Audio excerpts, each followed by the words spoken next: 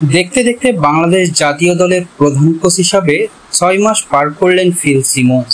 প্রথম চুক্তি ছিল চ্যাম্পিয়ন্স ট্রফি পর্যন্ত, তবে সাম্প্রতিক সময়ে তা বাড়ানো হয়েছে ২০২৭ সাল পর্যন্ত।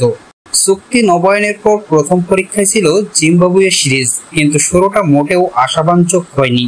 সিলেট টেস্টে নতুন কিছু দেখানোর প্রতিশ্রুতি দিলেও বাস্তবে সেই প্রতিফলন দেখা যায়নি। মাত্র ১৯১ রানে গুটিয়ে যায় প্রথম ইনিংস। দ্বিতীয় ইনিংসে লড়াই করেও থামতে হয় ২৫৫ রানে। ফলাফল জিম্বাবুয়ের কাছে লজ্জাজনক পরাজয়।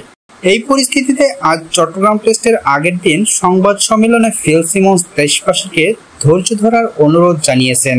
তিনি বলেন, আমি জানি দেশের মানুষের আবেগ কতটা, তবে ধৈর্য ধরুন, আমরা ঠিক পথেই কাজ করছি। বিশ্লেষকরা বলছেন, উন্নতির জন্য ব্যাটসম্যানদের দ্রুত ফর্মে ফিরতে হবে। সিমন্সও মেনে নিয়েছেন বাজে শট ও সফট ডিসমিসাল ব্যাটিং ব্যর্থতার বড় কারণ। তবে তিনিও আশাবাদী, বললেন পরিবর্তন রাতারাতি আসবে না, কিছু সময় নিতেই হবে। চট্টগ্রাম টেস্ট দিয়ে ঘুরে দাঁড়ানোর সুযোগ বাংলাদেশের সামনে। দেখা যাক ফিল সিমন্সের শিশুরা এবার পারেন কিনা নতুন কিছু দেখাতে।